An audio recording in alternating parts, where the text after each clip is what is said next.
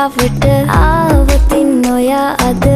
මාගෙම කරගන්නද රහසක් කියලා කිව්වොත් ඔයා මට මාවෙනම් නුඹේ අග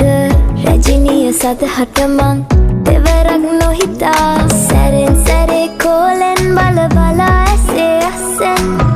බොරුවට එපා වගේ හිඳින්න එපා රවන්න එපා ටිකෙන් ටිකේ ආලෙන් පුරවලා හිතේ හිස්තැන්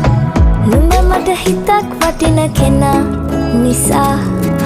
චුට්ටක් කතාවට ආවොතින් ඔයා අද මාගෙම කරගන්නද රහසක් කියලා කිව්වොත් ඔයා මට මාවෙනම් නුඹේ අග රැජිනිය සදහට මං